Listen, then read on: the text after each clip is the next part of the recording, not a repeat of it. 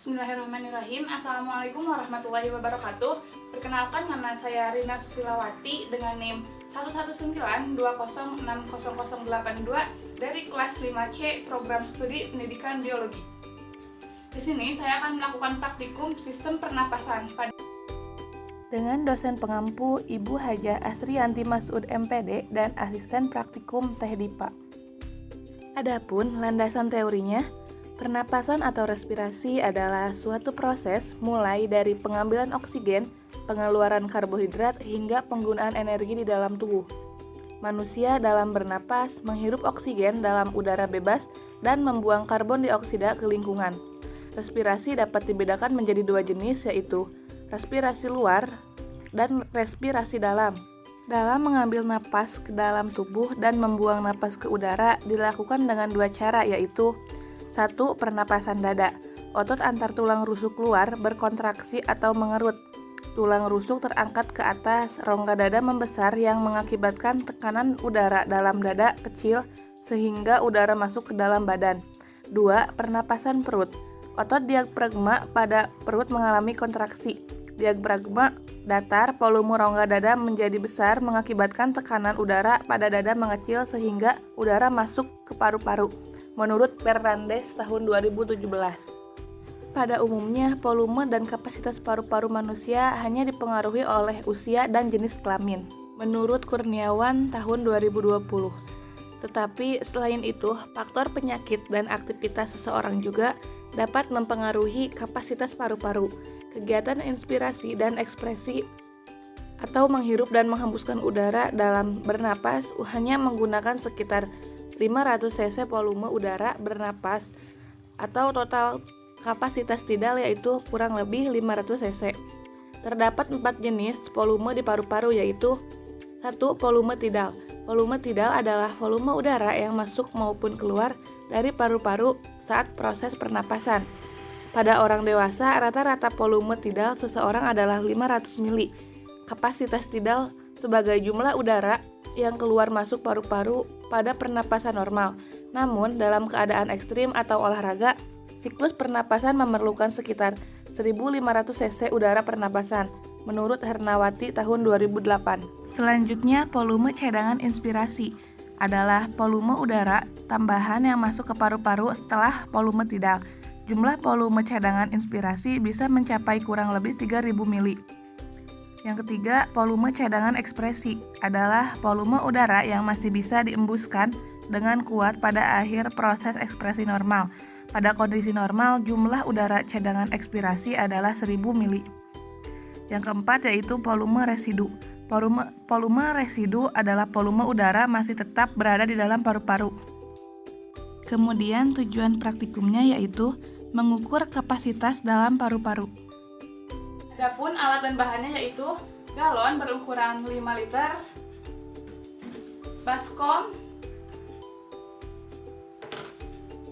spidol,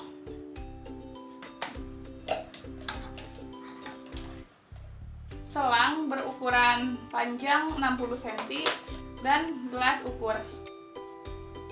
Kemudian ada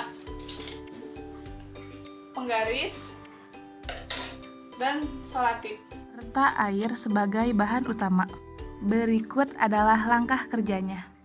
Untuk langkah yang pertama yaitu siapkan alat dan bahan yang akan digunakan. Lalu ambil solatif, tempelkan solatif pada galon dan nanti beri ukuran. Pertama-tama tempelkan terlebih dahulu. Setelah itu beri ukuran pada solasi ini sesuai dengan air yang dimasukkan. Nanti pertama-tama air yang dimasukkan yaitu 250 ml. Masukkan air sebanyak 250 ml secara bertahap kepada galon.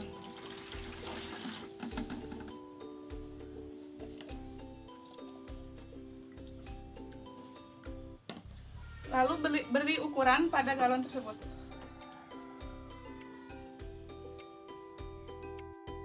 Kemudian isi air hingga 4 liter.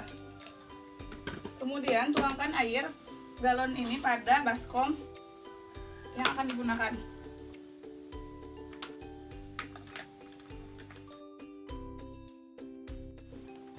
Kemudian tarik napas dalam satu kali, lalu hembuskan.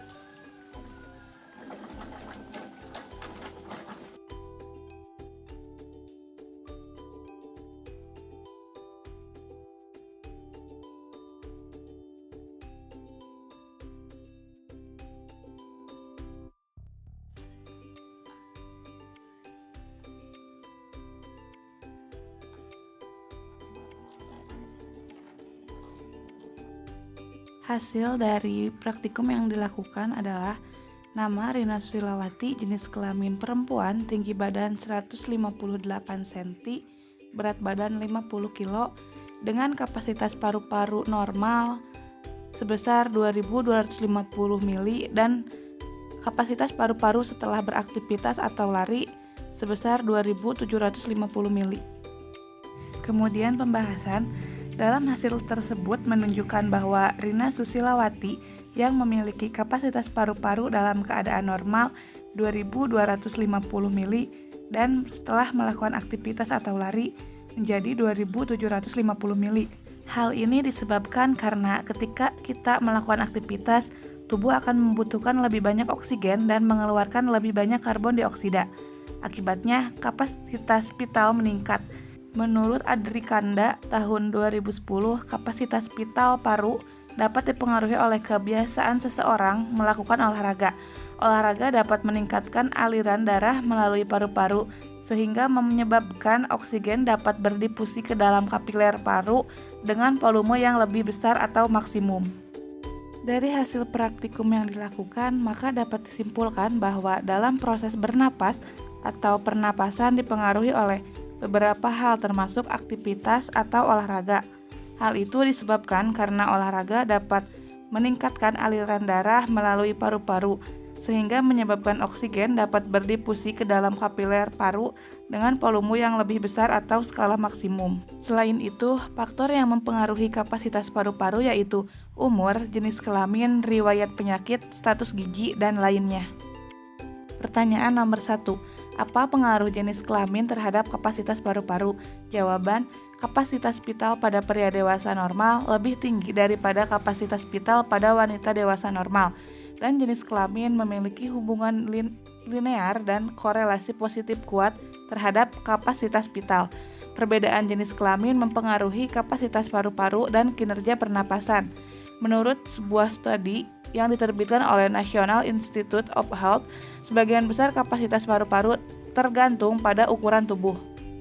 Pertanyaan 2. Sebutkan dan jelaskan faktor-faktor yang mempengaruhi kapasitas paru-paru manusia. Jawaban, A. Umur. Umur berhubungan dengan proses penuaan atau bertambahnya umur. Semakin tua seseorang, maka semakin besar kemungkinan terjadi penurunan fungsi paru.